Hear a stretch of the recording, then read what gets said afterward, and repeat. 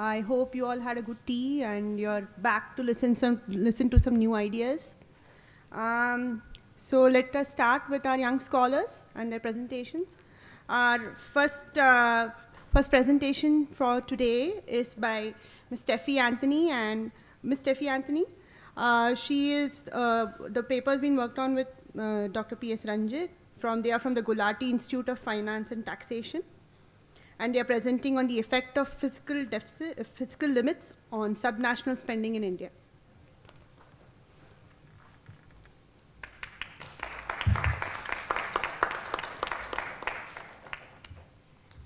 Yeah, so we had a call for paper, and so we received abstracts and we did blind reviews, and then we identified these papers. So just wanted to acknowledge that, yeah. So we have 3 presentations. One is from CBPS, young scholars, and 2 from outside.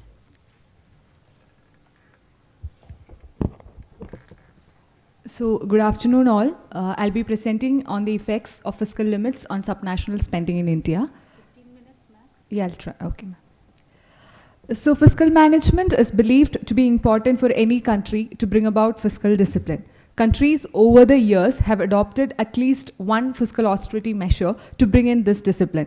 Especially in the context of India, literatures show that these rules were successful in bringing down the deficits of both center and state governments. It is important to look at how expenditure patterns behaves with fiscal rules and limits, as these patterns are believed to be outcomes of a rule-based fiscal regime. The most common ways of achieving the limits are either by cutting down the expenditures or enhancing the revenues. So here we are looking at the expenditure part and how the fiscal rule have affected the expenditure part of governments. So the devolution of fiscal authority to subnational governments has thrown light to the importance of high subnational deficits. IMF defines fiscal rules as long-lasting constraints on fiscal policy through numerical limits on deficit reduction, balancing the budget, or controlling the spending. According to OECD report, as of end 2021, almost 105 economies have gone for at least one fiscal rule, and most of the fiscal consolidation episodes relied more on expenditure reduction rather than boosting the revenues. If you look at the European experience of fiscal consolidation, for example, you can find that they had 2 dimensions one during the 1980s, another one during the 1990s. So during the 80s, they adopted a revenue enhancing mechanism by increasing the tax, mostly which the burden fell on the households and social security contributions. And this increase in taxes were accompanied by expenditure cuts on public investments. But the government wages and transfers were left intact. That is, the revenue expenditure part was not touched upon. During the next decade, the countries modified their fiscal consolidation strategies, focusing mostly on reducing the spending on transfers, social security, and government salaries and pension. Literature showed that the adjustment strategies adopted by nations during 1990s were more lasting and expansionary than the one which was followed during the previous decade. That means that the expenditure compressing mechanism was more relevant than the revenue enhancing ones. The advantages of having a fiscal rule in place are transparency, effectiveness in addressing the sustainability and equity problem, and so on. And the disadvantages are the trade-off between compliance and flexibility, lack of flexibility during economic downturns, etc. Now, India, during a phase of fiscal stress, adopted a rule-based fiscal framework, further prompting the state governments to adopt FRL. Now, if you look, when such rules are adopted at the subnational level, it affects the composition of public spending, and states who have limited revenue raising capacity would curtail the expenditure, especially the development expenditure, because state governments more or less depend on the central government for their revenue needs. Because of their low tax compliance and weak tax administration, their ability to raise revenue is restricted. Revenue expenditure cannot be curtailed as it consists of salaries, pensions, subsidies, etc., cutting off which will have both political and economic implications. Now, weak electoral accountability for public good provisions will encourage states to compromise on capital spending on short-term rather than long-term investments. But as mentioned earlier, raising tax revenue is challenging for the SNGs given the many constraints that it faces. Now we look at how the fiscal consolidation has evolved at the state level in India. In Indian context, during the early phase of fiscal reforms, the revenue to GDP ratio declined and the pressure of adjustment was solely on the expenditure, resulting in the shortfall of capital expenditure. The country more or less had an incentive-based fiscal consolidation linked with a rule-based fiscal framework based on the 12th Finance Commission recommendations. The limits were kept both on fiscal deficit and revenue deficit. Here we are concentrating more on the fiscal deficit. The FRBM was adopted in India primarily to reduce deficits and bring about fiscal discipline. It is commonly believed that such a rule-based fiscal framework has helped in bringing down the fiscal deficit of states. There were large disparities in the growth of receipts and expenditure for the state governments, and this was mainly due to the growing interest burden, increasing pension liabilities, unrestrained administrative expenditure, etc. So fiscal consolidation was reinforced to the states through fiscal responsibility legislation, and most of the states actually adopted FRLs during different time periods ranging from 2002 to 2010, Karnataka being the first nation to adopt and West Bengal being the last. But most of the states, if you look, adopted during the period 2005-06. So fiscal imbalance at state level was brought down during this period of fiscal consolidation. If you look at the graph, it is evident. The blue line shows the combined fiscal deficit, the orange one shows center's fiscal deficit, and the gray line shows state's fiscal deficit. So soon after the implementation of fiscal consolidation measures, both states and center were able to bring down their deficits. And later, after 2008, you can find that there was a suspension phase of FRBM due to the global recession. So it kind of increased the fiscal deficit. The chart makes it very evident. Now, if you look at the literature part, Parameshwar, taking evidence from Maharashtra, notes that the budgetary allocations to the social sector as a whole have been affected after the FRBM and the recommendations of the 14th Finance Commission, as these are mainly incurred by the state governments. Now, if you look at the study that did by Roy and Kocha during 2018, they find that the success of fiscal consolidation means that the states have given up their fiscal space to the center, and this limited their ability to spend more on critical areas. An infrastructural investment gap of more than 5,000 billion was found in the 12th plan period based on a study done by Ramu and Gayatri. They also argue that there would be no harm even if the deficit crosses 3%, given it is spent on capital expenditure. As we all know, there is this multiplier effect that is happening in the economy, which could benefit the economy in the long run. Now, Pathak in his paper 2017 found out that there was a reduction in states' total spending and that the states have tried to improve revenue collections after the adoption of FRBM. Now, coming to my part of the analysis, I've tried to put this in a kind of metrics where you can find the relation between FD and the development expenditure. So this could be explained like this, like even if your fiscal deficit is greater than 3% or less than 3%, but you're able to bring up your development expenditure, then the state can be said to be in a sustainable fiscal position. Otherwise, not. So that is how this metrics can be explained. So the data and methodology. Okay, sorry.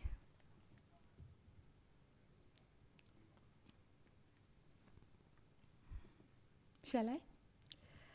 So the data and methodology is that I've considered 80 non-special category states for the analysis, and the period is taken from 2005-06 to 1920. So it's a 15-year time period that is being taken.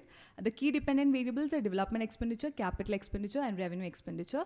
And a variable fiscal gap score was assessed. This was assessed taking the difference between the actual FD and the 3%, that is the limit.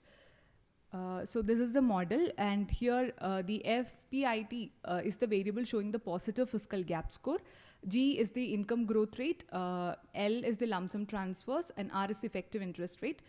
Growth rate is taken as it is a proxy to the business cycle, and actually this model is adopted is based on a 2005 paper, which was done by Chaturvedi and Dash, where the authors tried to find the relation between fiscal rule and development spending. So I have not taken all of the variables. I have included the per capita income growth rate, the lump sum transfers, and the effective interest rate. Lump sum transfers and effective interest rate can have, believing that it can have an effect on the fiscal position. Now, these are the aggregate regression results calculated with the fiscal gap score. And these are the results based on the positive fiscal gap dummy, because we have taken this to find out how the states with positive fiscal deficit have performed indifferent to the states with negative fiscal gap score. So here you can find that R square value being low, because the independent variables are only this much defining the dependent variable.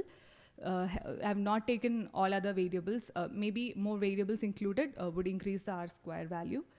Now, if you look at the results with the fiscal gap score, when there's an increase in the fiscal gap score, all the components of expenditure increases.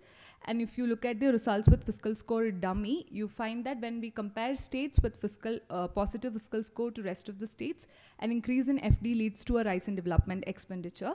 And for a further analysis at a disaggregate, I've gone for a disaggregate level analysis to see the state-wise effect. So states with a positive fiscal gap score, who on an average has increasing fiscal deficit, has a rising development expenditure as fiscal deficit escalates, and rest of the states who on an average has a negative fiscal gap score show a rise in components of expenditure except for Karnataka. There are studies that stress on this fact that Karnataka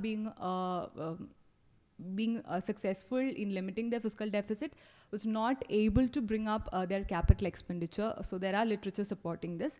Now, out of the 18 states considered for analysis, only 6 states have their average FD above the limit. Almost all the states were able to bring down their deficits. Now, the responsiveness of different components of expenditure to the changes in fiscal deficit was done using the marginal effects to see how the dependent variables change when the fiscal deficit changes. So, the relation is quite evident from the graph. The first showing the relation between FD and development expenditure, the second showing the relation between FD and capital expenditure, and the third the relation between FD and revenue expenditure. So, development expenditure and revenue expenditure shows that as your FD goes up to a point, both your development expenditure and revenue expenditure increases, but after a point it falls. But capital expenditure do have a positive relation. Now, to conclude, as evident from literatures, states are often overpowered with high spending responsibilities, whereas their revenue raising capacity is limited. Fiscal rules on and above such constraints can harness development. This results indicate that fiscal gap score has a positive relation with all the categories of expenditure, but the disaggregated picture of states, irrespective of having a positive or negative average fiscal gap score, shows development expenditure on the rise. The findings, however, convey the facts that fiscal deficits enhance expenditures, especially development and capital. So in this context, the numerical targets set on deficits are worth investigating. So this is a paper under work. So I'll be looking for more suggestions and comments from your part. Thank you.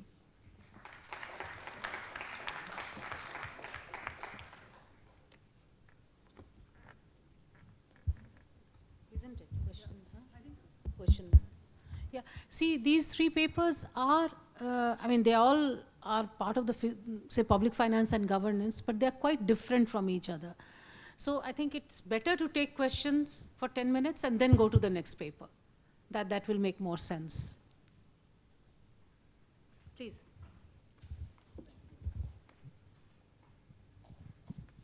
Just a clarification. Yes, sir. So if the R square is so low, what does that mean? What do you consider to be the important variables that left out?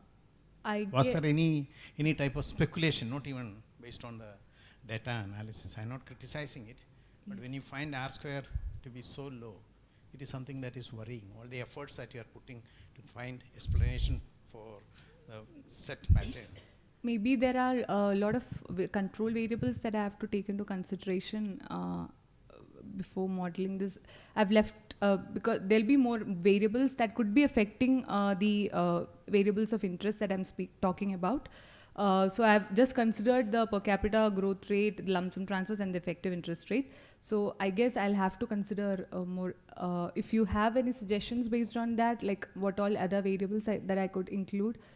You use SPSS? You use SPSS? I used Stata for the analysis. Achha, okay, no, because you can have alternative variables entered and try to see that what are the effect, and through a process of taking 10 or 15 variables, you can come to the variables and then run a correlation analysis of the independent variables, and then you can fix the variables that will be selected for the analysis, final one.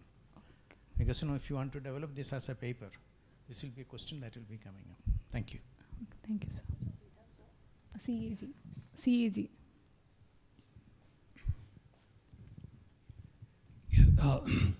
See, restate your conclusions, in my own words.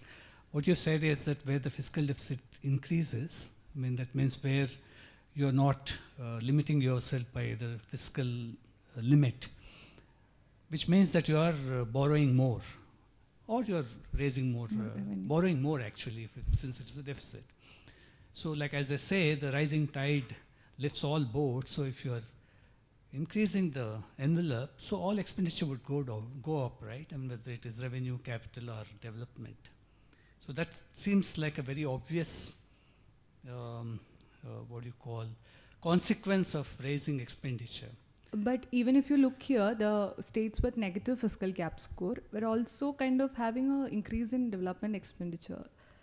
Sorry, can you come again? Like, even those who were limiting, who was having a less than 3% on an average fiscal deficit, even they were having a rising development expenditure as per the data. Maybe because the independent variables that are being included are not. So I think what perhaps needs explanation is that which one is going up more in relation to the other, and what would be the underlying factors for that, right? When expenditure is going up, all of them are going up, right? Yes. Revenue would go up a little less because revenue is much more committed. It's a committed expenditure, so it would not raise as much because it's not really dependent on additional funding. Whereas capital and development expenditure, capital expenditure certainly is more. That's why you see capital expenditure going up. So maybe it requires perhaps a deeper analysis to see what is actually happening. That's. Sure, sir, look into it. Thank you. Absolute number for capital expenditure or share? Share. The base is very small. For many a time, for capital expenditure, the base is very small. So therefore, it will be highly exaggerated in terms of percentages. If you take the absolute number, the result may be may be different. So you try it, Yeah, I'll do it. Just take 5 minutes only in the computer. Just try alternative variables and then come to the important variables. Thank you.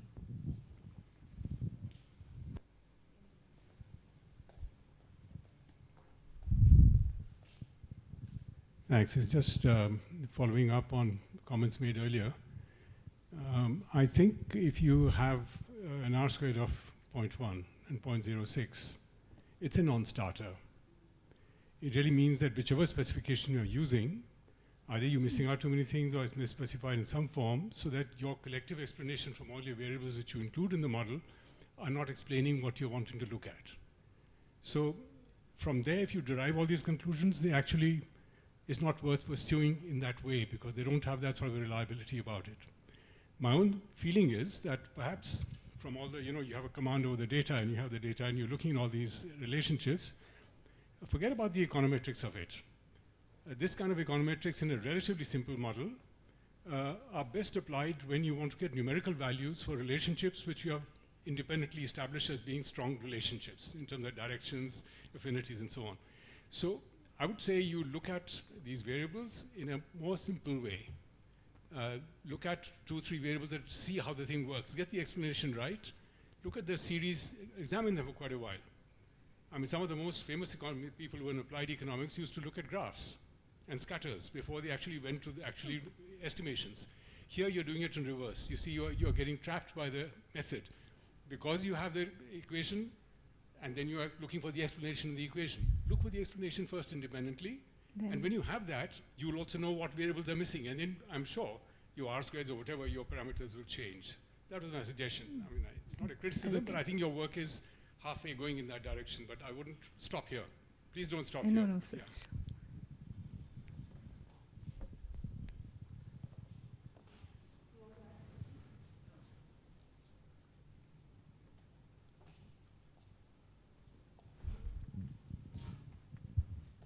Just to say that I think the question that you're trying to understand is a useful one. I think we're all grappling with limited revenues. There's an entire center state element of it, which you also alluded to. This big debate about if center is allowed a higher fiscal deficit, what about states? So I think that the premise of the starting point is a really useful one because it's a very topical thing where we do need to look at what does constrained revenues mean for expenditures, whether it's revenue expenditure, capital expenditure, development expenditure. But I think I would agree with the other comments is don't get too technical. Let's literally, one of the things that we do when you have streams of data is just spend hours just looking at the trends and patterns. We draw trend lines, we draw scatter plots, and see if you can catch something there, because you are limiting yourself by a model which may or may not tell you the whole thing. One of the biggest challenges, I don't know about you, that we found with public finance is that at the end of the day, you have limited variables. If you take every single state in the country, there are still only so many states. Even if you take time series data, there is only so many years. So don't get trapped by a model, but I think it's a really interesting idea of saying what does constrained revenues mean for how states or even how priorities are set in some ways. And so it'll be great to see more work around that area. Thank you so much. Thank you. Yeah, and I think also literature. It's good to look at not only the literature that's dealing with us, like India, but also a larger set of literature that will give you insights in terms of what more to look at, even in terms of data, what more correlations to try, what are the variables. So I think one message is that first understand the relationship and then play with data, isn't it? That's what, rather than trust your data first and arrive at a conclusion. Yeah, so that is it.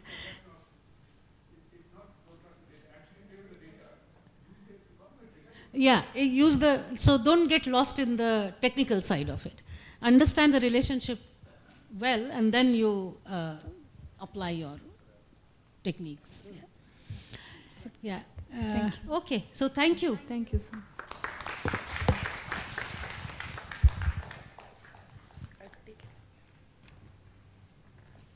Now I'd like to call upon Sneha Sharma and Parth Chaturvedi from the Indian School of Public Policy.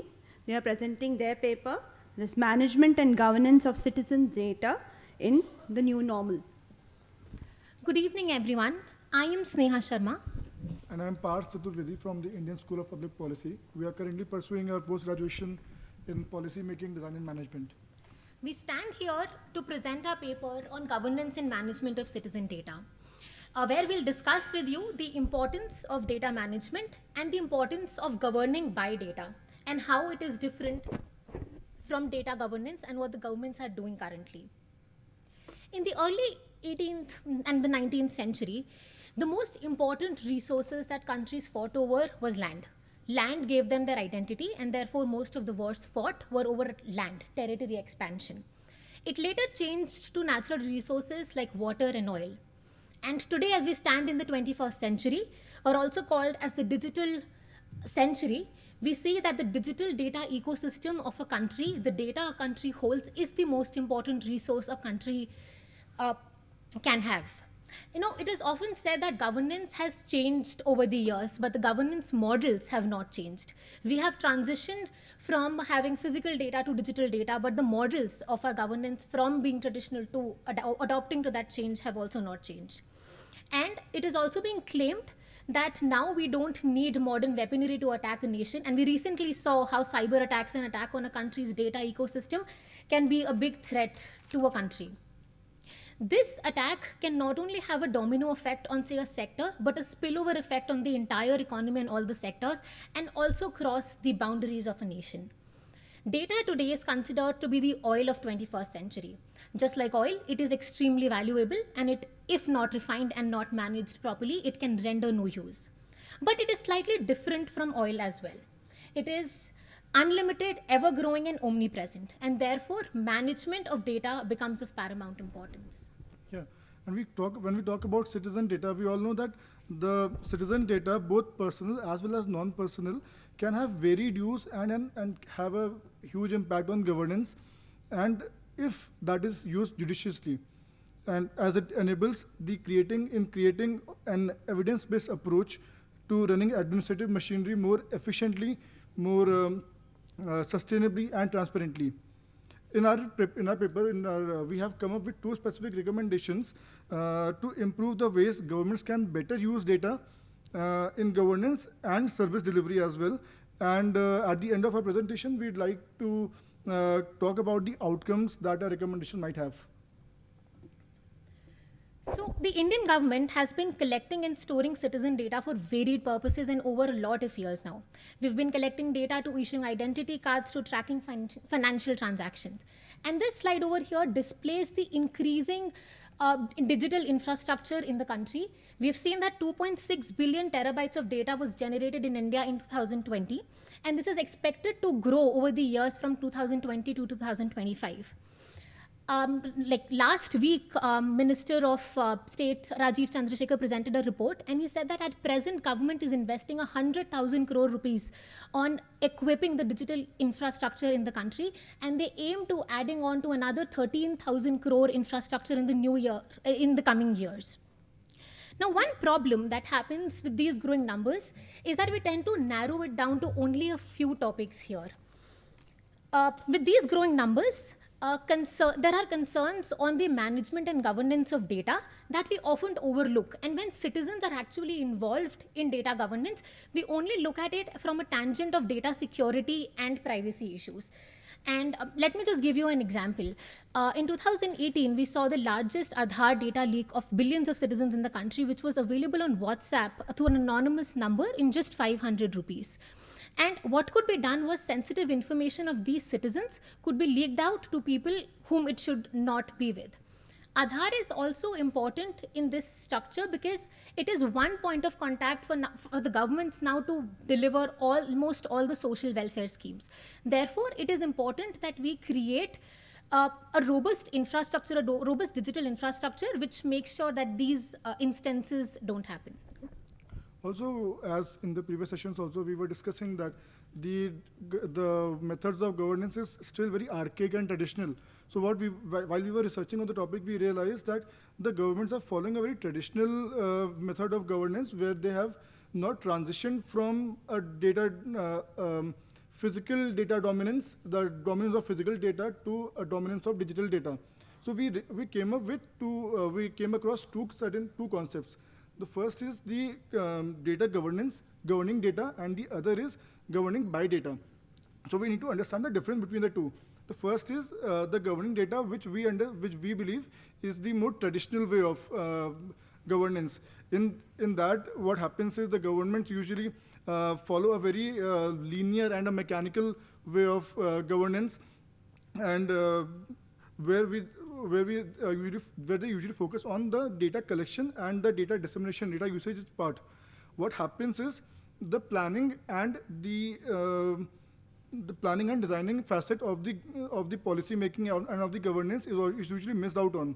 So because of this, even the storage and the data analysis part is not very effective. One reason for this, what we realized is that the governments usually consider citizens as the end of governance and not as a means of governance. So we realized that because of this, and this actually leads to sometimes missing to the lack. There's a lack of adherence to democratic principles, because when we talk about governance, it involves the citizens at the center.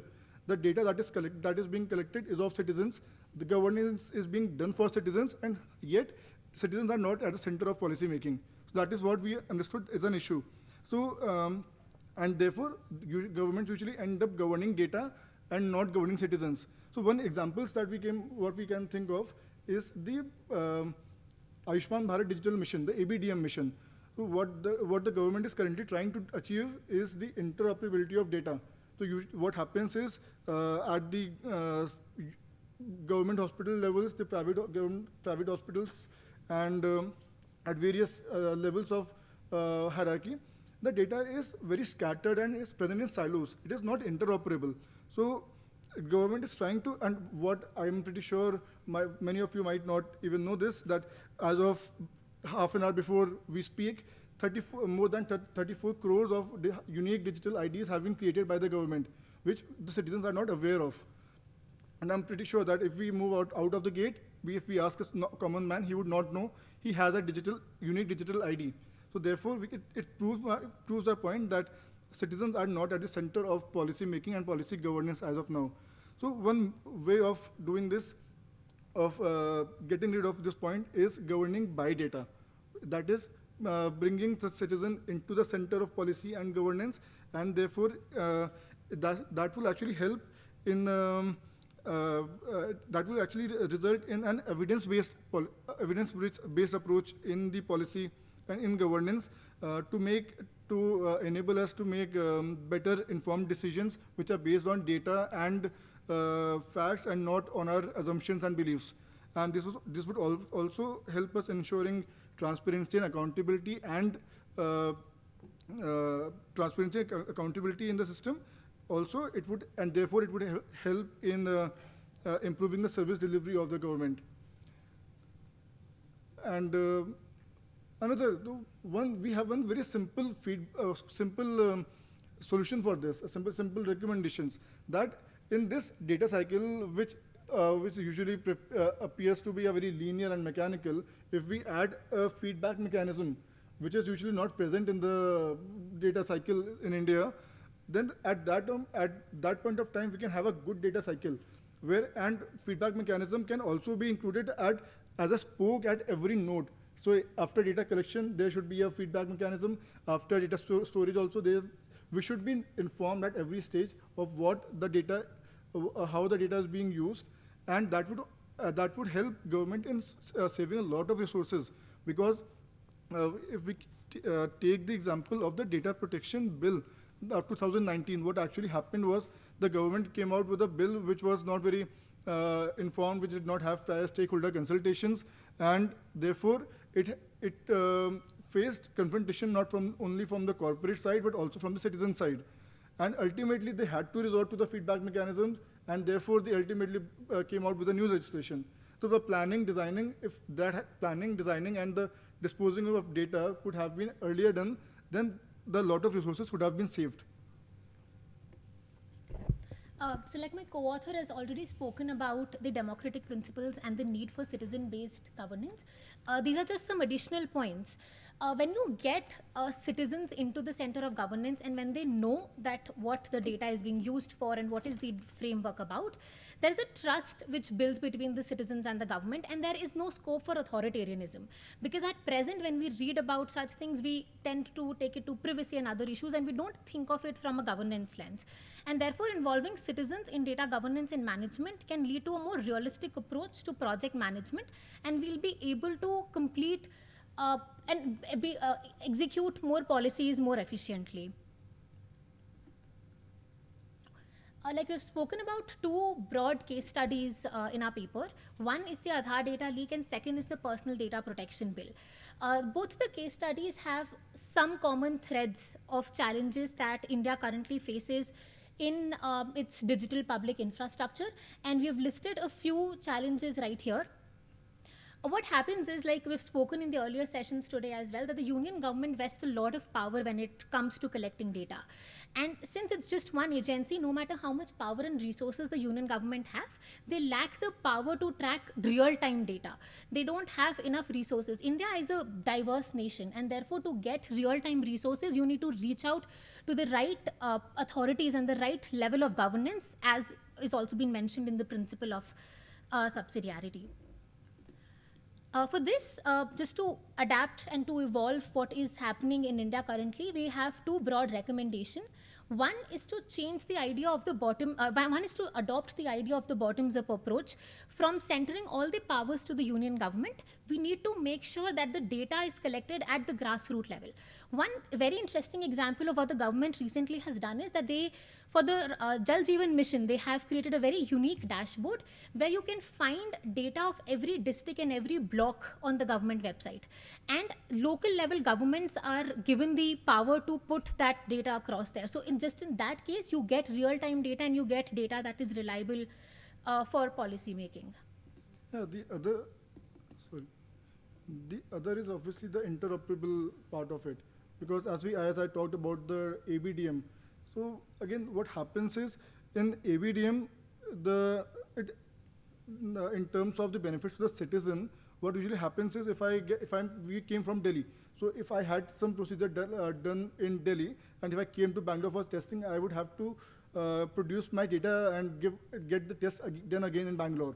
That is what we are trying to pretend in terms of service delivery. If the data had been interoperable and we had known about the interoperability of data and that the data actually exists, in that manner, if we could have saved a lot of time and energy of the government and resources. So in that aspect, the three basic benefits that the interoperability can have. One is the experience to the citizens that I've mentioned. The other is the improvement in the administrative machinery. How that can be done is usually what over the years have been done is the government officers have to go to places to collect data, and there are a lot of departments, there are a lot of redundancy of data. So if the data is interoperable, there would be the work that is done would be quite efficient. The service delivery would be very, very efficient. And the third is data privacy is also a outcome of data interoperability.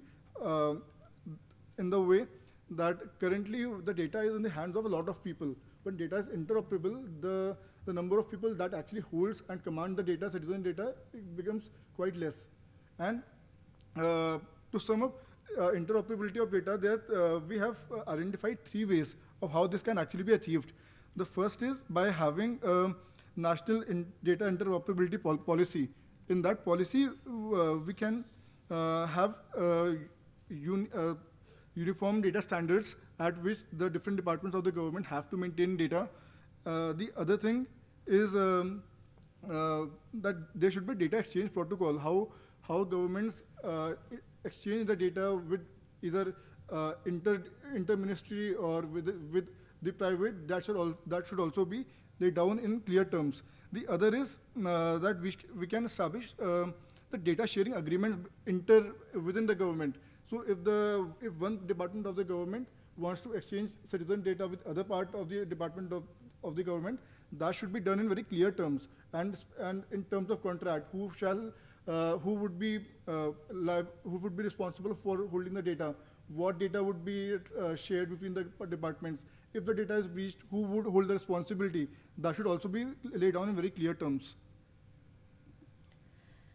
So once we were looking at the recommendations and the challenges, these were some of the outcomes that we wanted to achieve to ensure that India has a robust infrastructure which does not impact the service delivery to the last mile, and that we reach out to every person. And these are just some of the points that we could think of, and our paper is still under the way, so we would want recommendations and your views on it. Basically, we would like to stay true to our own selves by including the feedback mechanisms in our own paper and presentations. Yeah. Thank you.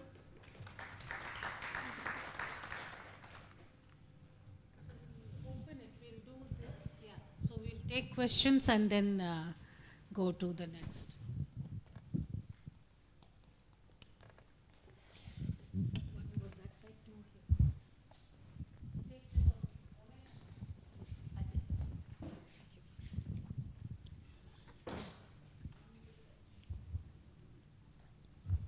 Yeah, can you hear me? Yeah.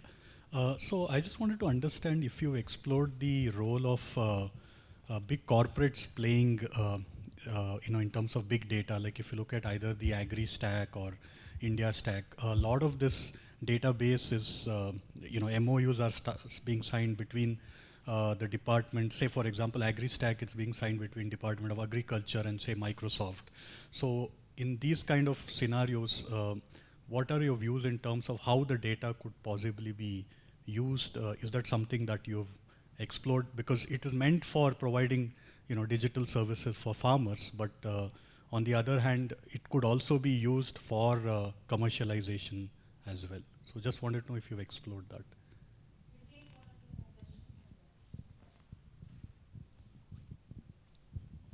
that. Yeah. So it's more than it's not a question, it's more like a comment.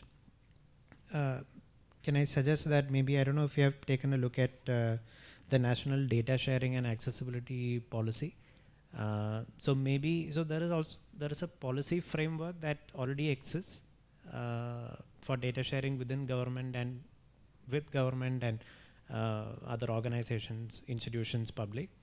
And there is what is happening in the real world, whether it's happening in practice or not. So you are giving the example of the Ayushman Bharat scheme. So maybe I'm just suggesting the paper will get a greater focus if you can see how one individual's data is being collected and used across the entire value chain of that Ayushman Bharat. Now, I think maybe that would give you better recommendations and an idea that, okay, you know, this is how data is being collected, stored, and used. So that's the only comment. Yeah, thank you. Thank you very much for your excellent presentation. I wanted your thoughts on a couple of things. One is consent from the citizens or the beneficiaries, particularly with respect to health data. What are your thoughts on that? And also the second one is on the sunset clause, that is expiry date for the health data or any data. So what are your thoughts on that? And have you looked at FHIR, Fast Healthcare Interoperability Resources? It's called HL7 organization is called. You can maybe take a look at that. That's one suggestion. Thank you. Just a clarification. Did you look into the reliability or the quality of data? Or I didn't see anything related to that, you know, because we see that when you're talking about such a large scale data and sources and the way of collection that you're talking about, there should be something about the reliability of the data and also the quality of data, because this is something in large data collections, a question that is being raised several times. So, yes, sir. So you have 4 questions first and then we take the second. Okay. So, sir, regarding the reliability and quality of data, we did look into it. The reliability and quality of data is obviously an issue in India. What happens is, if I talk about the, say, health data in that matters. So what happens is there should, again, the data, the reason for the poor quality and the poor availability of data is, again, that data exists in silos. So there are different organizations that are collecting data in different ways. So that is the reason why data is not, the quality of data is often questioned. If there's a singular node at which the data is collected and stored, that would maybe, and again through the feedback mechanism and data analysis part that we included in the data cycle, that through that maybe we can work on the data quality. And again, we would look in more deeply into the definition. Yes. Yes. Right. Yes, sir. Sure. Again, on the health data consent. Yeah. On the health data consent question, as I mentioned, that citizens have to be centered to the governance process. In terms of health data, consent is obviously required. But what is actually happening is, in terms of ABDM, I'll again say, these 34 crores data, that is unique IDs that have been created, have not been created by taking consent. So when I was actually working on this project regarding the interoperability and interoperability of health data, then a person working in the health ministry told me that this actually exists. And at that point of time, we got to know that the ABDM, the unique IDs that were created through Paytm. They were created through COVID registration when citizens registered for their COVID vaccinations. At that point of time, their unique IDs were created, and therefore the consent was not present as such. So it would have been an ideal position to involve citizens in the process, let them know that your data is being collected, how is it going to affect you, either in positive, obviously in the positive way government would say, and how are we going to stay, what are we going to do. That should have been known the government should have let the citizens know about the consent part of it as well. Yeah. And just to add on to what he said, that one of the problems that we share with the personal data protection bill was that the bill had become so complex from the government side that it was so difficult to read for a common man. The bill had become about everything except about data. It had all these jargons that were very difficult to understand as well. And one of the reasons why government decided to pull the bill back was that because they were being told that they had not done enough stakeholder consultation. And the idea of consent, like he mentioned, was not there. Big giants companies still today can access your data.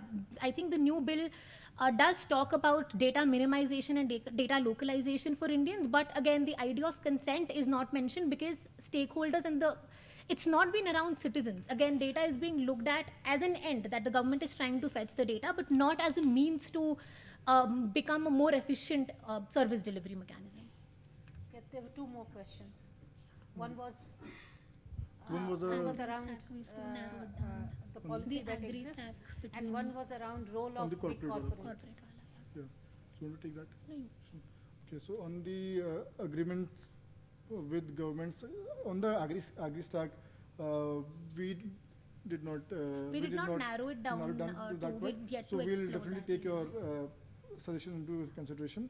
And on the agreements of government with the corporates, could you please repeat your question? There's so many questions, I lost it. Sridhar. Yeah. Agri-stack government, agriculture, we have not explored that. No, Yeah, the other question was different. Can you hear me? Yeah. Yeah. No, so essentially the question was that there's a lot of database being developed. Like for example, there is a farmers database, which is the agri stack. It has about 50 million farmers data in terms of sensitive data like soil health or amount of seeds that were used or fertilizer data or also the yield that the farmers got. So now this entire database is being developed in in partnership with Microsoft, and soon other players like Amazon, Cisco, they are all coming in to work with the government to develop this database. So while it is towards creating digital services for farmers, the fact is that a lot of the consultations have not happened with the farmers in the first place or farmer bodies. So I just wanted to know your thoughts around how are those MOUs created with these corporates, and if this kind of data can also be used for commercial purposes. So the question is around data usage when it comes to interacting or having these kind of MOUs with corporates to develop these kind of data stacks. So we have not narrowed it down to that specific area. Yeah, this was just an example. Yeah, I get, but we've not narrowed it down there. But I think you have a valid point in terms of how this data can be commercialized, because again, the person whose data it is was not informed. His consent was not taken or given. So he doesn't know if the government even has the data for what purpose it is being used. So that is a gray area that we are yet to explore, but I think we'll take your recommendations and we can work on it. Can I add a, okay. There is a feeling that, due to the new technologies that are being employed and multiple agencies being employed to collect the data, many of the lower level units have become data collection units and data transmission units, and the data that they collect are not utilized for any decision making. So it goes against the decentralization process that has in some form or the other taken little, I will not say deep roots, little roots, even that is getting weakened in the process of the new arrangements, multiple agencies, because it has become commercialized. Collecting data and providing data has become the livelihood of many organizations, So that has certainly adversely affected the process of use of data where it is being collected. Yeah, can I add one or two questions, basically building upon? See, one, and I think those are larger questions. I think it's not, again, going back to the whole political economy of that. So for example, see, beneficiary or citizen, I don't think they are the same thing. And that actually determines your choice. So, when we are talking of data, especially use of technology, are we looking at people as beneficiaries or are we looking at them as citizens? we all talk of transparency, accountability, and participation and democratic principles, but in the end we all treat people as beneficiaries.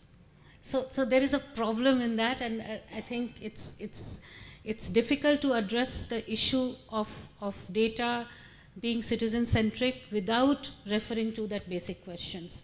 Have people remained citizens, or are they treated as citizens or not? So that's one aspect. Second is, she referred to, she had a visual actually when she was talking to, that you have all these dashboards in front of you. So, and that what Professor Varghese is referring to in terms of, use of data. So what we are seeing across the states actually, that it's much more used for monitoring at your level. It has nothing to do with planning. Those are two different things. And also for greater centralization. So certain things that were being decided now because of data, and since it's assumed, I mean, how far true is a different thing. It's assumed that data-based planning is better. The role of elected agencies, elected governments at lower levels is being reduced because, we are based on data we are planning. So why should Panchayat plan for itself, or why should municipality plan for itself? So those are all linked. It's not that they are disparate points. Similarly, on the name of, efficiency, you bring in many things which are actually controlling, which are for particular reasons. We all have heard about, say, certain hunger deaths that happened in Jharkhand. Because you excluded, based on data, you excluded thousands of families from PDS. So it's also, and exclusion is not taken as a violation of citizen right, it's actually taken as an example of efficient governance. So I think there are certain basic principles that one needs to go into before coming to the details of, management. And one of the things that, again, the fact that we have several dashboards which don't talk to each other. See, for example, we just did one last mile delivery study in Rajasthan. So you have Aadhaar, you have Jan Aadhaar, you have some other Aadhaar, and they are all linked to each other. Still you have to fill all those and produce certificates every time you apply for anything. And that, I don't think, again, is innocent. There is a political economy of it, why you have so many dashboards which don't talk to each other, why you have repeated data of the same citizen, as she could be a beneficiary here, she could be a beneficiary there. And taking technology as the main route to efficiency without looking at issues of citizens' rights, inclusion, exclusion. So there is a larger issue there which needs to be discussed before we come to data management, I feel. One sentence, just to completely agree with Jyotsna. I think again, the premise of what you're saying is really useful about, I like the terminology of citizen-centric governance and data, what was it? Governing by data. But in your recommendations, and I think that's a good example of saying, do a case study, because everything that you're saying, in some ways, everyone knows. But there is a reason also why it's not the way it is. If government wants to, COVID being an example, in some ways think about it. In a short span of time, you got crores of people's data, you got people to self-register, and when we went in to get our shots and injections, in some ways we had to provide very little information because they already had that information, right? So the ability is there, but there are reasons why some of your recommendations won't work. Not because they aren't important, but because there is a political economy side of it. I've had state governments saying that our own data that we are sharing with the union government, we're not getting APIs for that. Yeah. So there is a centralization question, there is a discretion question as well. Now you have data entry operators where actually a positive way of also managing data, where sometimes if you're not in a list, which is a centralized list, but actually you should have been on that list, sometimes by having a little bit less rigid rules, you're able to get people onto lists that typically would not fit into it. So I think maybe do a case study where you actually follow that data piece up the chain and talk to some people, because I think that's where you can also give the other side, which is, this is ideally where we want to go, but it's also important to recognize some of the constraints that Jyotsna mentioned and what we've also seen on the ground. Thank you so much. Thank you. Not a question, just more of a suggestion than a question. So I just recently finished a project on farmer-centric data governance, and I noticed your presentation. Thank you for such an exhaustive presentation and a comprehensive one. What I think was missing was the different types of data governance models which are existent, like let's say your data collaboratives, data cooperatives, data fiduciaries, data trusts, indigenous data sovereignties, and like how ma'am said previously, you could do a case study on that and add it in your report or your paper. Just a suggestion. Thanks. Thank you. Thank you. Thank you so much.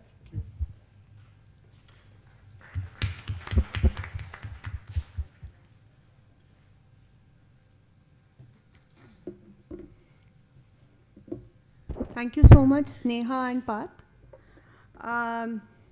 So there is a phone that has been left on the chair. Can you, is it yours? It's an MI2 phone? It was left in the last Abida's. Okay, all right. Okay.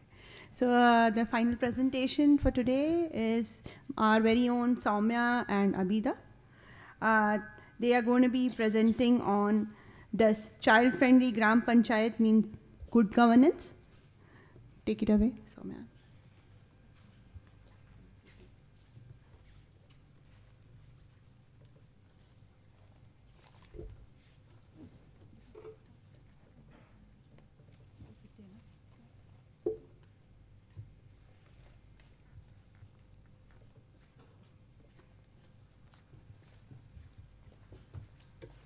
Good evening, everyone. My name is Abida, and this is Sowmya. We'll be presenting on a topic paper titled, Does Child-Friendly Gram Panchayat Mean Good Governance?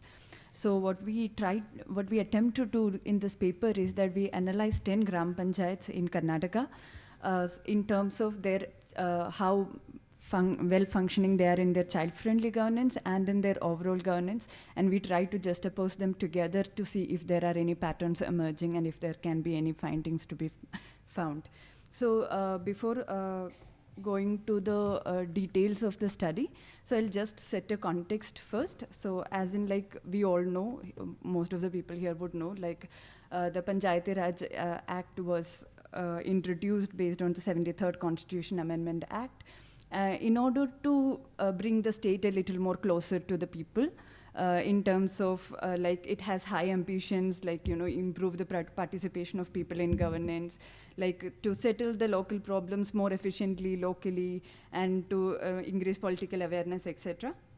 And GPs as Gram Panchayats as local institutions of local governance also was vested with like very ambitious and like huge responsibilities, such as like ensuring poverty alleviation, delivery of all the welfare services, provide health and well-being to rural people, providing drinking water, etc.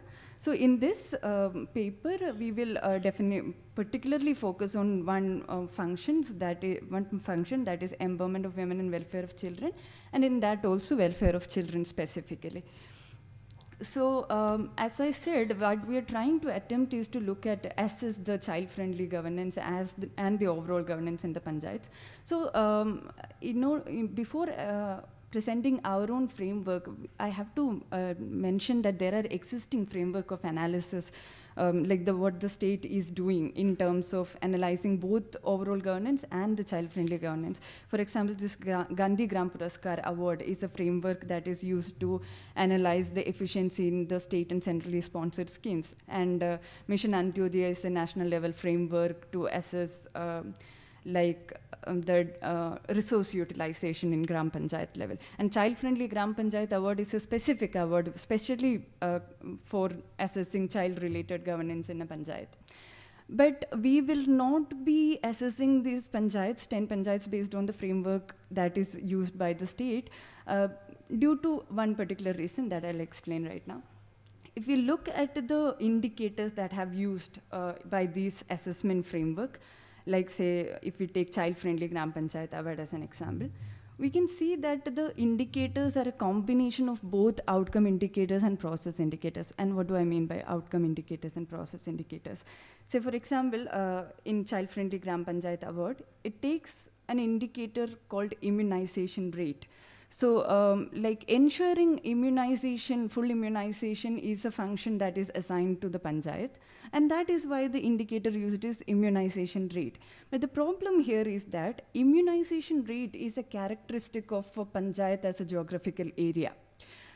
So whoever contributing to that could be like the health systems, health service delivery systems in the panchayat level, or like, but the direct involvement of panchayat in ensuring that immunization rate is higher or lower cannot be guaranteed. Like, we can't attribute that directly to the Gram Panchayat as an institution. So if we are assessing Gram Panchayat an institution of local governance, we should assess the process and how the Gram Panchayat, what is the role of Gram Panchayat in ensuring these functions. So based on that, we have created an alternate, different, more comprehensive framework to analyze Gram Panchayats, both in terms of child-friendly Gram Panchayat and child-friendly governance and the overall governance. But before that, I will just introduce the 10 panchayats we will be looking at in this paper. So they are Marwandi, Laila, Melige, Panjanahalli, Malangi, Palibattai, Rajanakunde, Somanahalli, Shiragupi and Radaru Naganur. So these 10 panchayats actually were selected based on the recommendation of RDBR as these are the 10 Gram Panchayats they identified as child-friendly Gram Panchayats based on the different child-friendly initiatives that was conducted in these panchayats, like such as building transportation facilities or digital libraries or etc. So in this sample, we have also tried to include panchayats from all the different geographical zones and like with a large variation in terms of geographical area, population, etc. So from that, we will, I will try to explain our new framework a little more in detail. So what we have in terms of both child-friendly governance and overall governance, what we have tried to do is like analyze the panchayats in 4 major themes. That is, the first one is like there are certain functions that is assigned to the Gram Panchayat as an institution by the Ministry of like Gram Swaraj Act, Karnataka Gram Swaraj and Panchayat Raj Act. So like in terms of child-friendly governance, the functions that is assigned to them is like, for example, ensuring universal enrollment of children in primary school or achieving universal immunization of children. But what we have tried to do differently here is instead of trying to take immunization rate as the indicator, what we have tried to do is like what is the role of Gram Panchayat in ensuring like higher immunization rate? Whether the Gram Panchayat have taken an active role or in terms of like building proactive measures, have they taken any proactive measures? Or if they have like supported the measures that are taken by the schools or like health centers, or if they have no roles at all. Like based on that, each indicator, like under each theme, we have selected different indicators, and in each indicator, all Gram Panchayats are scored from score 1 to 3. Like if they have no role, they were scored 1, and if they had like a very proactive role, they had a score of 3. And the other theme which we have selected is the institutional processes. Like there are also the same act, the Gram Swaraj Act also stipulates certain institutional structures that aid the functionings, or aid these functionings. Say for example, social justice standing committees. These are all mandatory standing committees in a panchayat level to assist this carrying out of these functions. So there are like different kind of functions. Some are general institutions such as Panchayat General Body, or some are like child-specific institutions. Women and child trafficking and child marriage subcommittee will be an example. So what we try to look at is in the institutional processes, like we try to see if these meetings, if these committees are formed, very basic. And the second level, if the committees are formed, whether there is the proceedings are properly maintained, if the meetings are conducted regularly. But on the third level, we also look at if the committees indeed discuss the issues of children, like if we are assessing the child-friendly governance. So in terms of Panchayat General Body meeting, by looking at their meeting minutes, we see if the Panchayat General Body meeting actually do whether they discuss the issues of children. So by that time, again, this is also graded into, all the panchayats were graded from 1 to 3. And we also looked into the institutions such as Bal Vikas Samiti, School Development Monitoring Committee, Village Health, Nutrition and Sanitation Committee. Now these committees are not exactly the committees under Panchayat, but these are by the line Department of Education or like WCD, Women and Child Development Department, etc. So, but we have also included this in our discussion because Panchayat member are also part of these committees. And instead of just looking at here also, instead of just looking at whether these committees are formed and is the meetings conducted regularly, we try to specifically look at what is the role of Panchayat member in that, whether the Panchayat member actively participate in these committees or not. So the third indicator is financial indicators in terms of like what is the percentage of fund allocation. And we used percentage of fund allocation in terms of action plan. We have discussed that fund allocation is not the best method so far, but why? Because it also shows the intent, as Avni was saying before. Then we also use another theme of citizen participation because as I said earlier, for local governance, the largest aim was to bring the governance, the state a little closer to the people. So citizen participation is a very important factor in that sense if you are analyzing a local governance institutions. So for child-friendly Gram Panchayat, we have Makala Gram Sabha, which is a structure which is present in Karnataka where like children are gathered together and like the conceptualization is as such. Whether how it is done, we will look at it, we will present what we have seen. Yeah, Children's Gram Sabha. So, it is a platform where children are gathered together and like seen they can raise their concerns and directly participate in the governance process.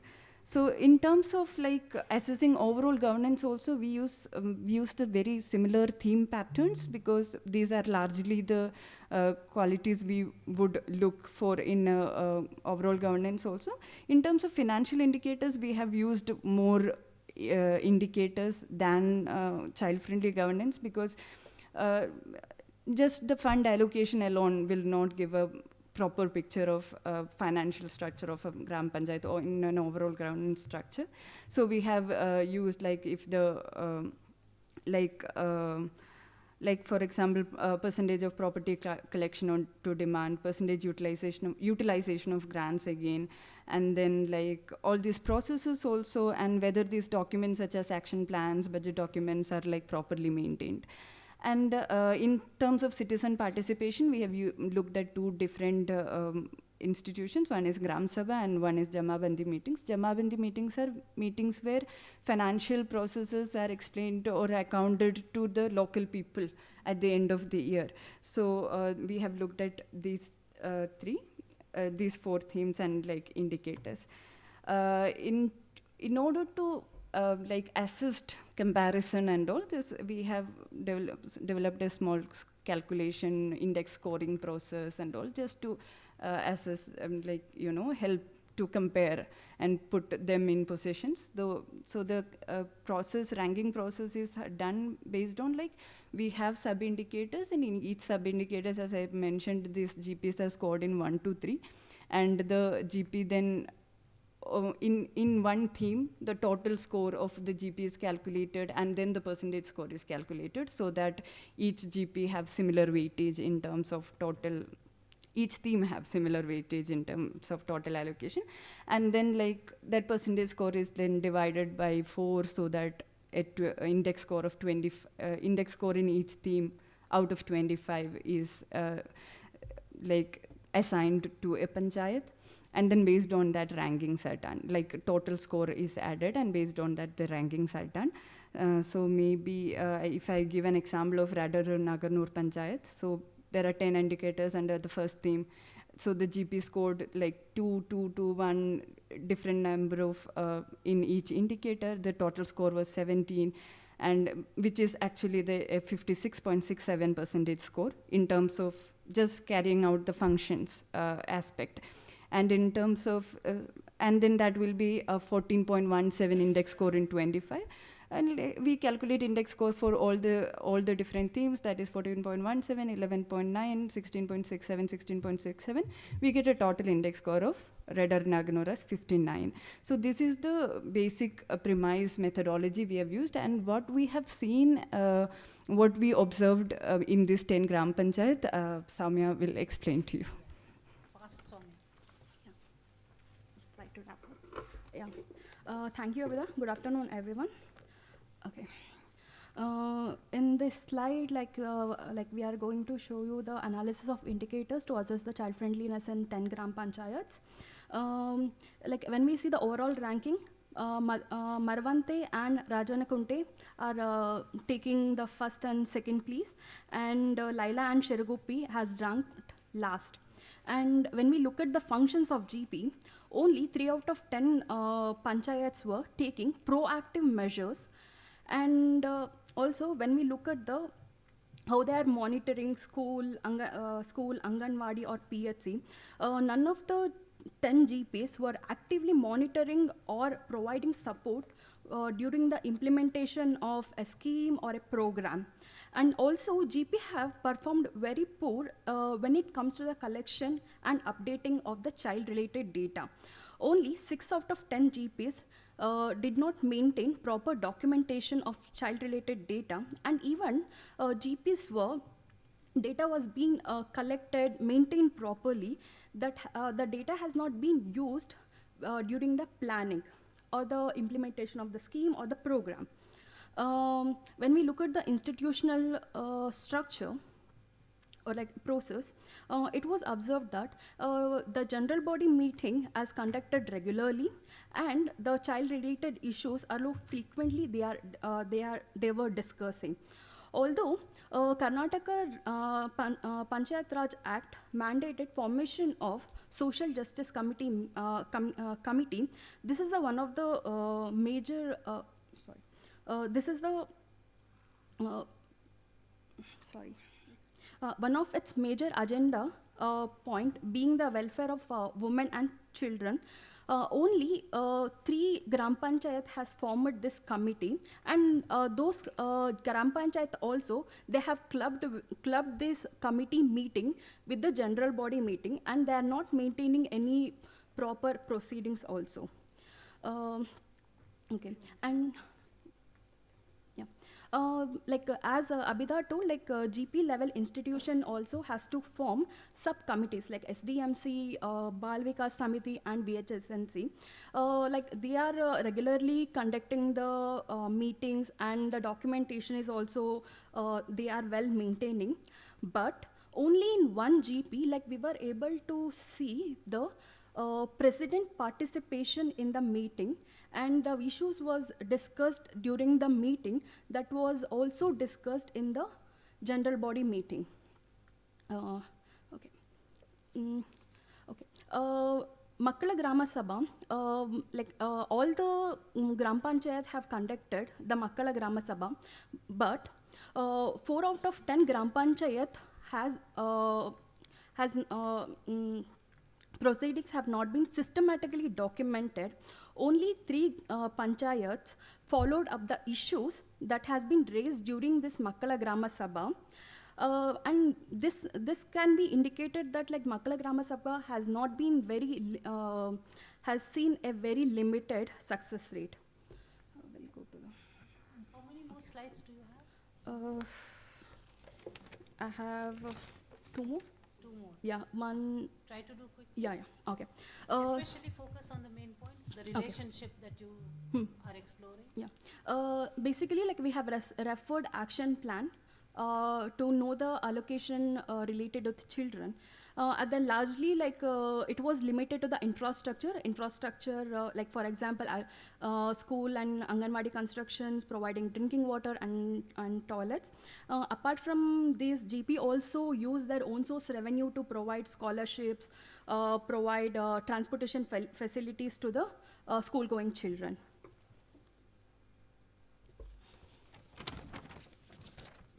Okay. As seen in this table, Rajanakunta and Marvante GP has done well in terms of overall ranking. On the other hand, Radde Naganur and Palibetta has taken the 9th and 10th place. And Palibetta, Marvante and Shiragupi are the 3 GPs that have fairly well discharged their functions as listed in Schedule 1 of the Act. Then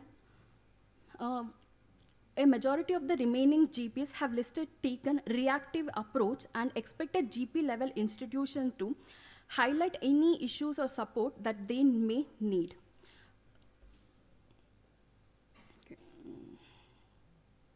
Okay. When we look at the institutional process, GP, like general body meeting, other subcommittee meetings, they are conducting regularly. But when we look at the KDP meeting, like Karnataka Development Program, that has been, like Karnataka has mandated to conduct this meeting once in 3 months. And also this meeting helps GP to introduce, to formalize the interaction between line departments and Panchayat Raj institutions. Only 3 Gram Panchayat have done, they have organized this meeting, but they have not properly maintained the proceedings, or they have not maintained the documents. Okay. When we look at the citizen partnership, according to the Panchayat Raj Act, GP has to conduct 2 Gram Sabha meeting, but only 2 out of 10 Gram Panchayat have conducted regularly this Gram Sabha meetings, and this data we got from the audit by referring the audit report. Apart from this, they once in a year, they need to do the Jamabandi meeting, where they are, it's a kind of social auditing, and that also they are not done in a stipulated time. Okay. When we look at the financial, go to your final slide. Okay. Where you are comparing. Okay. Whether overall governance and child friendly, that's the thing, that do they have any relationship? Okay. Because time, we didn't give others time, so let's stick to that. Okay. In this figure, the first quadrant of the graph shows the panchayat that has not performed well in child-friendly governance and overall governance, and the third quadrant shows the panchayat performed well in both. By looking at this quadrant, we are able to see that Rajanakunte and Marvante ranked highly, not only just in child-friendly governance, also in overall governance. And Somanahalli is another GP which performed equally well in both child-friendly governance and the overall governance. On the other hand, Radde Naganur and Shiraguppi GPs, which are not ranked very highly in child-friendly governance or not fairly well in overall governance. However, a few GPs like Melige and Palibetta have thrown some interesting contradictions. By this, I would like to conclude that child-friendly governance goes hand to hand with overall governance of the Gram Panchayat. The outliers in the study present contradictions to the popular conclusion, but it should be noted that the reason for the contradiction is due to lack of prioritization of child-friendly participation at the GP level and overall poor data management practices. This does not take away from the fact that child-friendly GPs are the ones with good governance structure promoting discussions and highlighting the importance of the idea of decentralization. Thank you.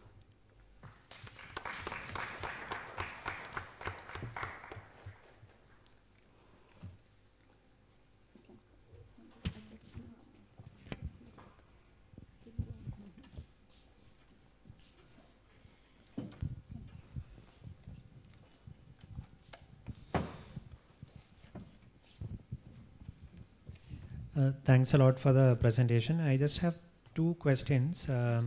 One on the functions of GP. How did you rank the panchayats into 1, 2, and 3? Was that self-reported, or I mean based on self-reported data, or did you make that judgment call? No. Yeah. Oh, okay. And the second question is, I think multiple themes are there, and functions of GP, it's a categorical variable, but financial performance, it looks like a continuous variable kind of a situation. Can we put this all together into one single index? I don't know. Methodologically, I'm not sure if that is possible, or if it's possible, then just want to clarify that. Yeah, that's all.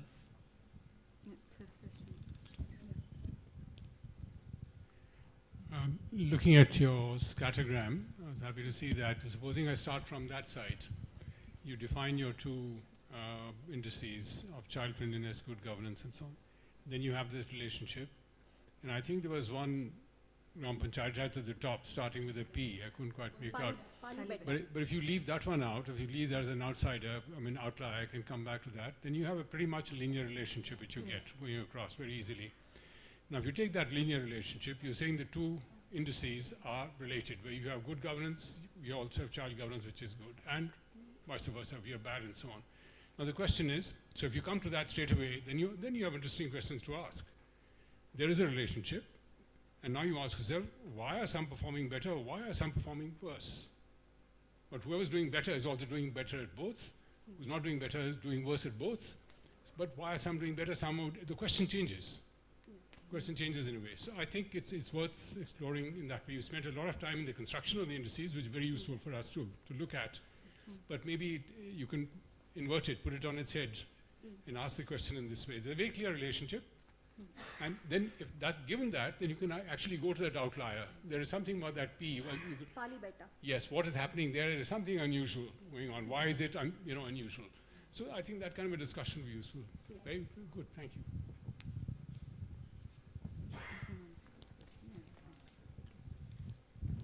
Hi, I'm Aishwarya from Public Affairs Center, and I'm doing a similar study on the role of activity analysis and time utilization of the Panchayat development officers in GPs in Karnataka. So thank you for a good presentation, Abida and Sowmya. I had two suggestions. One is why did you not consider multidimensional poverty index? That is also important as the same as Gandhi Gram Puruskar, because multidimensional poverty index considers standard of living in terms of poverty, it considers health parameters in terms of mortality, it considers nutrition in terms of stunted, wasted and other parameters. So my sincere suggestion is you include MPI as well in this calculation. My second thing is I wanted to know if you interviewed any of the Panchayat development officers in any of your 10 GPs, because they are the main players in the Gram Panchayat, in any Gram Panchayat across 5,650 Gram Panchayats which are present in Karnataka. So they have about 250 activities, but if you go to the GPDP, there are only 29 subjects. But if you see an overall picture, they have about 250 roles and responsibilities, differing from administration-related roles, line department scheme-related roles, which comes under WCD, which in terms of revenue and etc. So I suggest if you have not interviewed the PDO, that you do some case study on PDOs to understand better as to the nuances in women and child. So thank you. So to respond to certain questions, the first one is that there is a linear relationship, and if there is a linear relationship, why are certain GPs performing well and why are certain GPs not performing well? So like the study was not intended like that, but then if we see, it seems like a direct relationship, because those panchayats which will perform, which have a very more, what do you say, like more decentralized or more democratic structure where there is better data management overall, will also definitely have better data management in terms of children. So this goes hand in hand, like it's a overall characteristic of a panchayat as an institution. So that's how we analyze it, but in terms of why, we will have to like look at it separately only. And then, yeah, right, right. And then the other thing, sorry, I forgot your name. In terms of multidimensional poverty index, why, if we have used, in fact, we have not used any of the framework, even the Mission Antyodaya framework or any of the framework. We have not used multidimensional poverty index also, because these are all outcome indicators, as I was suggesting. And we were not looking at GPs as a geographical area, there's a cluster of villages, like whether they are performing well or not, but instead on the institution, and as an institution of self-governance, if they were performing well or not. And we thought outcome indicators will not be a good measure to assess these things. So in terms of interviews, we have conducted interviews of PDA. As part of a CBPS studies in terms of like child-related governance, innovative child-related governance. So, and the other thing, do you want to take the first question? Yeah.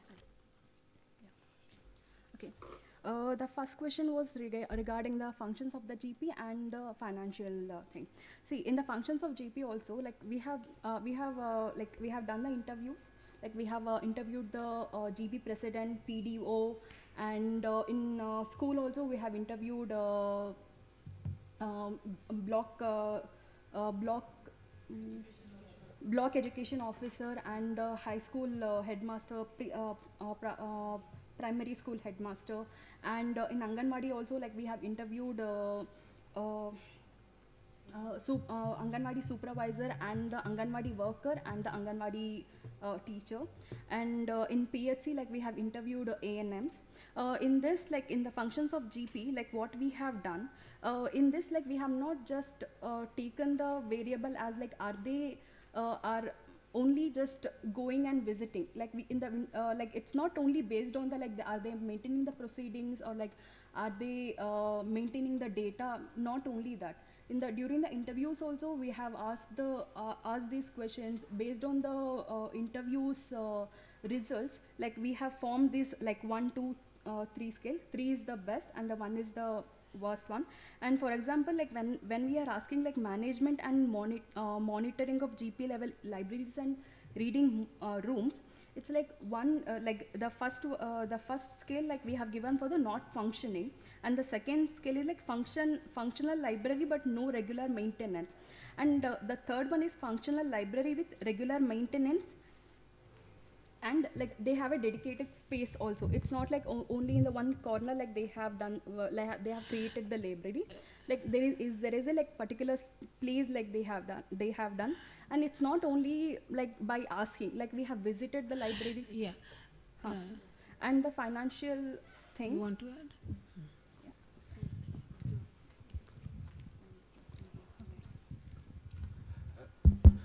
This study, the key starting point was that this Gram Panchayats were awarded as child friendly. So that is when we thought of like really what is that Gram Panchayat as an institution of local self-governance is doing for this award. Have they really done for anything for this award? Is that what we started off with and tried to unpack this. For unpacking this, we looked into the records of the Gram Panchayat.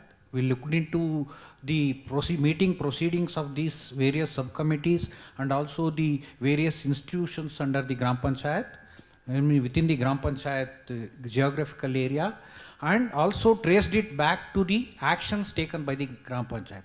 Suppose if there is a Bal Vikas committee or VHSNC taking a decision related to children, we are also try to trace it back with the general body meeting resolutions if there are any actions being taken, and further leading to any expenditure in the budgets.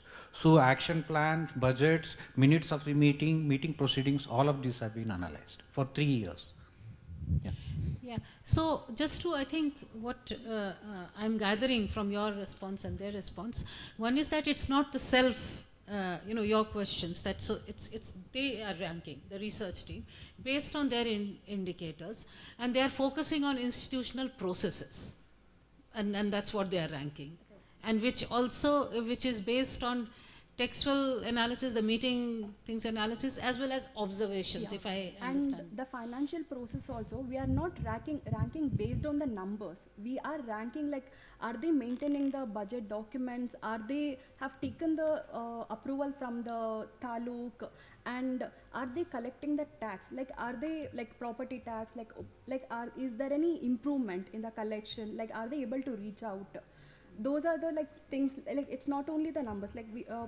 Based on the reports, everything we have arrived at this study. So it's their efforts that you are looking at. Yeah, yeah.